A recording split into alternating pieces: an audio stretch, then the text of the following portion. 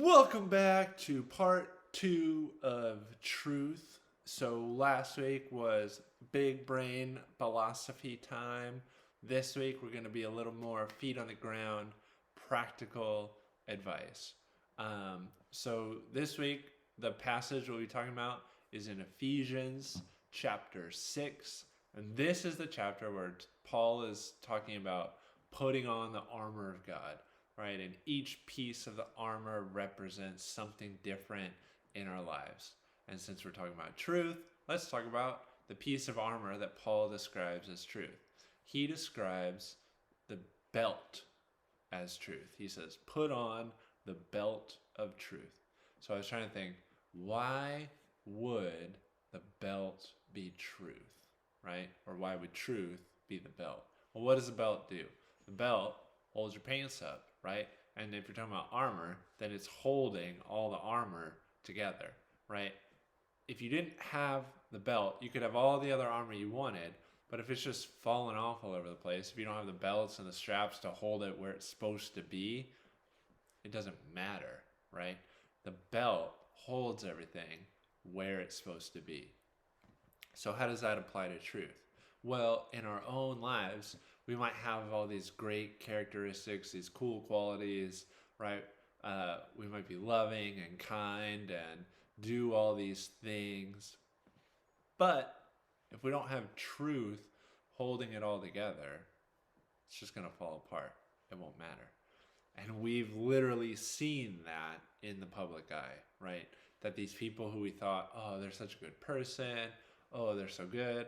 And then you find out who they truly are behind closed doors. And it's a very different picture. And when that stuff comes out, everything falls apart. So being a person of integrity is a big deal, especially in these formative years of junior high and high school, because it is so, from personal experience, I'm not looking down on you and judging you. I'm telling you, this is what I struggled with. When you were in junior or senior high, you want to fit in. And that doesn't even necessarily mean oh, I want to be the popular kids, but it does mean even in your social group, whatever it is, you want to fit in. And maybe you have interests or a sense of humor or a fashion style, whatever it is, that doesn't 100% click with your clique. And so you push those things aside. You ignore it, or you try on different things that don't necessarily feel true to you in order to fit in. Now, clothes and outward stuff, that stuff's not the biggest deal. But when you start talking about character issues and changing your behavior and who you are as a person to try to fit in, that's when it can become problematic, right? Because you're giving up the truth of who you are to try to be someone else to fit in. And the real problem comes is when you're trying to do that in multiple areas of your life. I'm going to be this person with this group of friends, this person at home, this person with this group of friends, this person at church. And there's no integrity between all those different people you're trying to be. And the human brain can only keep up that little charade, that little game you're playing for so long before the different people you are start spilling out and bleeding into the other areas. And then the people are like, who are you? I don't remember you talking like that, being like that. And it's because you have no integrity between the groups. But if you can just be truthful with who you are, suddenly you are set free, right? The truth shall set you free to be exactly who you are all the time, because then you can just be who you truly are in every group. Be who you truly are in every group.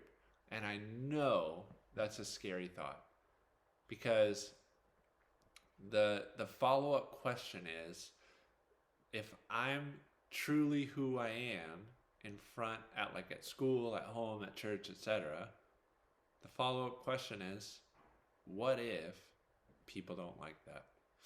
What if people don't like that? And I know that's a scary question, and it's wrought with insecurity and a fear of being alone, of being different, of being isolated, right? I know that's a huge question, but really think about like all the implications of what you're doing and asking. Because if you are pretending to be different people in different groups, you're not actually solving the question that you're asking. Because if the question is, what if people don't like me? Well, if you're pretending to be different people in different groups, those people still don't like who you are because they don't know who you truly are. So it's like a superficial liking, right? They don't like who you truly are. They just like who you're presenting yourself as. And I promise you that you won't feel fulfilled in those relationships. But if you can like lay yourself bare with people, right? Those are usually our best friends because we're the most honest and truthful with those people, and they still accept us and they still love us for who we are. Even if we've made past mistakes, hurt people, maybe even hurt them, and they can still accept us, right? That's grace. That's love. And when we show those things to people, we're like super tight with them. And just to like paint an even broader picture a little bit, that is an image, a picture of what God's love is like, right? That's what all friendships should be like, because it's a picture of what God's love is like for us.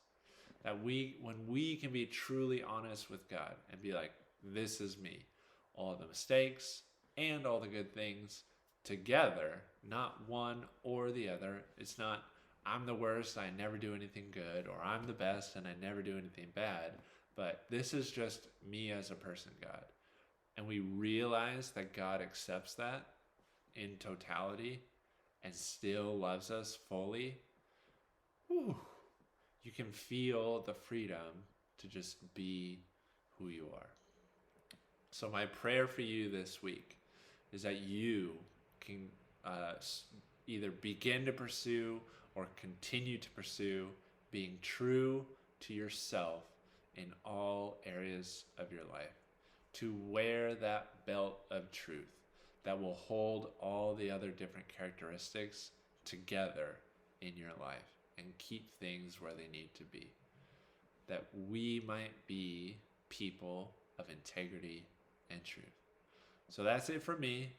Next week, we will be talking about why people believe things that are not true.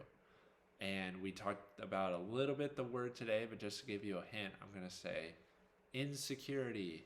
And we'll talk more about that next week. But that'll be next week. I hope you have a good week. I hope you can stay true to yourself and know that you are accepted just for being who you are. That's all that matters. I'll talk to you later.